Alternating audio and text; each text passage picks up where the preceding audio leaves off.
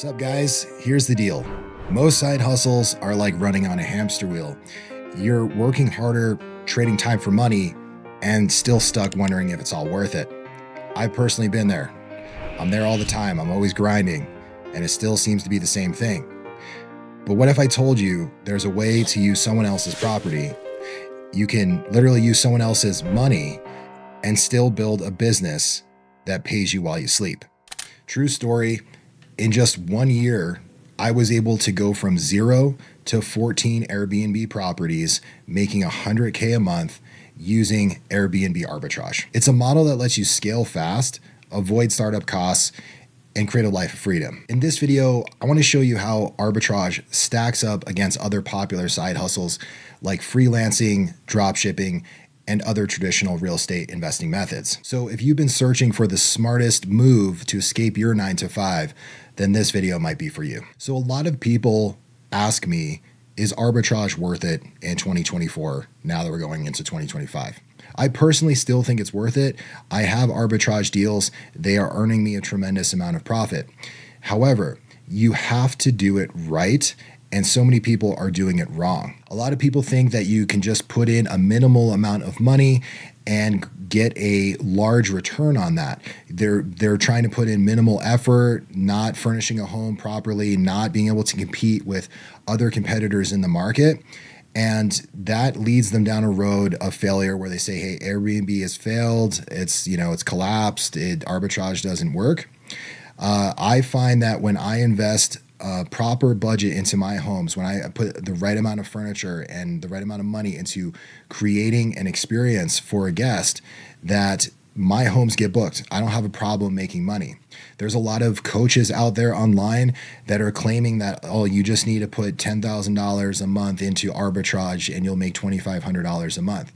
I personally think that what they're talking about is apartment arbitrage, because there's no way that you can furnish a 3-bed single family home for $10,000. Think about that. With how expensive things are with inflation, there's no way that you could furnish a good competitive Airbnb single family home for $10,000. So they must be talking about apartment arbitrage. The problem with apartment arbitrage is that it's an oversaturated market. Everybody's doing it because it's a low entry barrier for people to just bring $10,000 to the table, get in on an apartment, and then compete with the oversaturated Airbnb market as it is. Like if you're not just talking about other apartments, you're talking about, if you have a 1 to 2 bedroom, you're talking about like hotels, you're talking about other apartments, and you're talking about single family homes. Not the smartest idea to do. You should find holes in the market that you're in. If your market doesn't have enough 1-bedroom properties, great, then it might work. But if there is a hole in your market, like there needs to be more 5-bedroom properties, and you're the first person to have a 5-bedroom property, guess what? You're gonna clean up.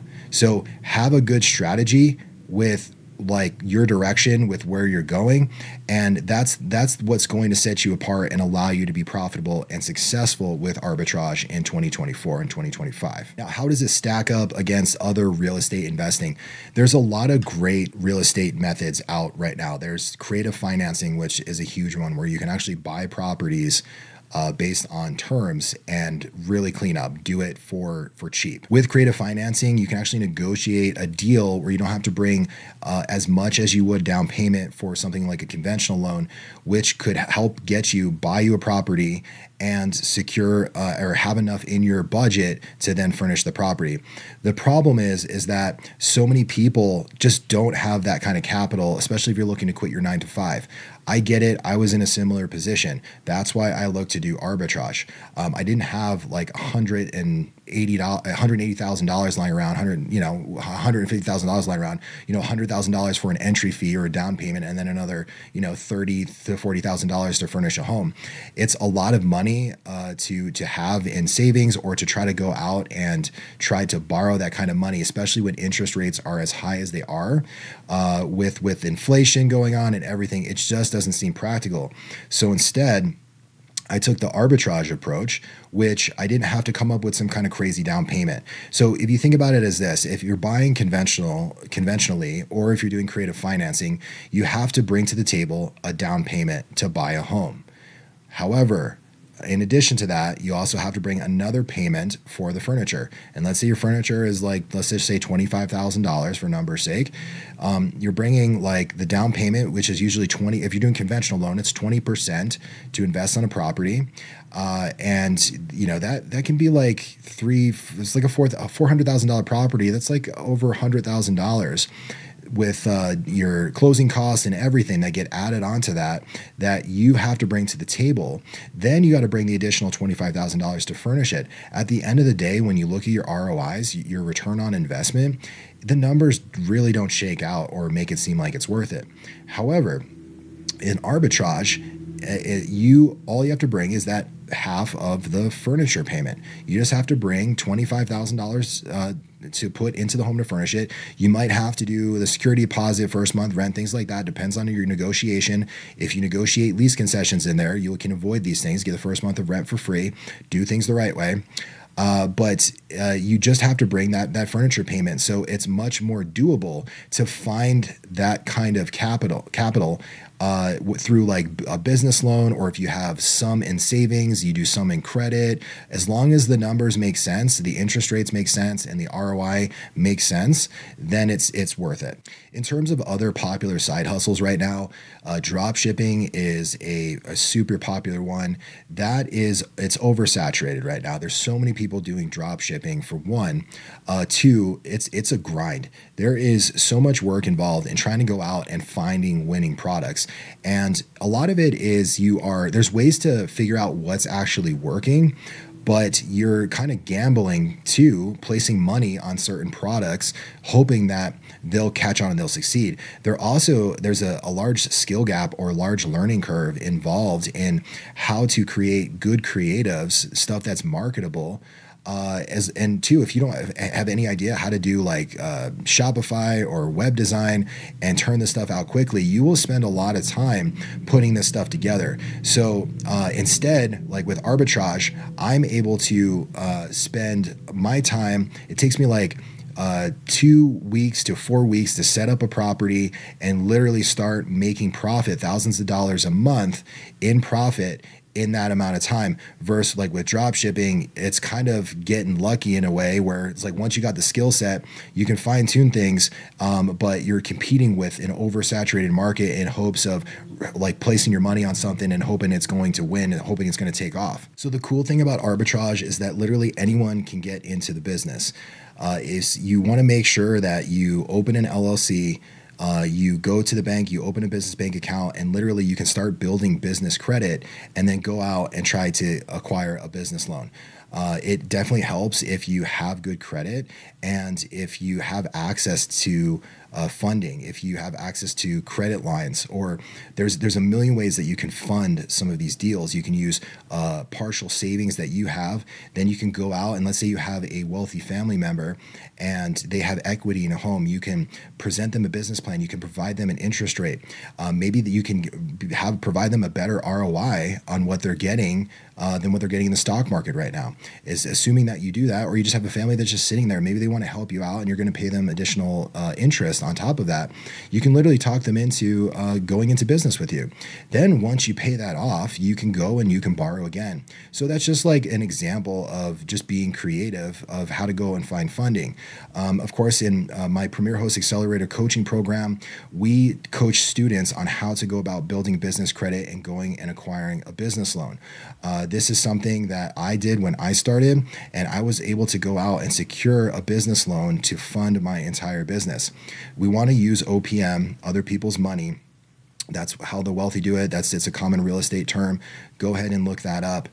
So when you're going and you're borrowing or you're trying to start a business, we're going to borrow funds. The terms have to make sense though, and we need to look at that to make sure that you get good terms. One of the good things about arbitrage, it allows you to scale fast. When I first started with arbitrage, the first home, actually when I went out to talk to landlords, I landed 2 deals from 2 different landlords. The first landlord it was an unfurnished home. The second one was completely furnished. So I was able to go out and secure a furnished finished property. And that allowed me to make my returns much faster and scale much faster. So if you can go out and find furnished property or half furnished, and there's a lot of properties that are out there that are like this, you can lessen the cost of getting in an Airbnb property and make more and pay down the debt quicker. So when I started, I ended up paying down the debt, my initial investment of everything that I spent within 6 months, and then I was profitable. Now, we always sign multi-year leases. So if like I'm paying down debt in the first 6 months, the rest of the time of that lease, the remaining year and a half, basically I was earning pure profit. Now, after that 2 years are up, I was able to, I established a partnership with the landlords, and I just continue doing this. You show that you're a reliable tenant, that you're taking care of their home, and they'll offer that to you. Of course, if the landlord's like, you know what, I don't want to do this anymore, I'm looking to sell the home. I've had that happen, and I actually bought the property from the landlord.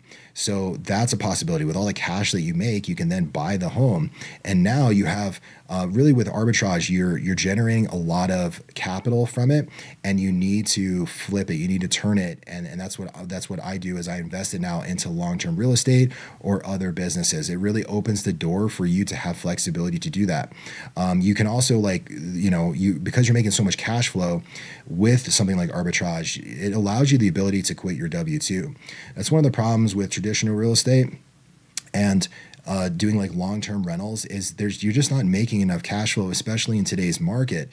With how expensive real estate is, it's really hard to find cash flowing properties. And if you do, it's a few $100, maybe $500, but you can't live off that. You can't quit your W-2. So doing with arbitrage, you can make thousands per month. If you have a few properties, man, you're set. You're able to quit that W-2, and you can focus on this full time. So within a year's time, you can literally quit your W-2. I was able to do it. It's totally possible. So if you're looking to leave the 9 to 5, you're going to need cash flow. You need a lot of capital, and arbitrage is the way to do that. So some side hustles tie you down with how much time you have to put in it. I kind of mentioned that before with dropshipping. You have to put so much time into researching products. It literally becomes a W-2 job that you're working. Of course, you can try to create systems and try to set up for people to do research on your products, because that's the biggest time consumer right there, is running research. But do research on your products, run ads, things like that. So you can create systems around that. But in general, there's so much work involved in setting that up. With arbitrage, I probably work 30 minutes or less a week.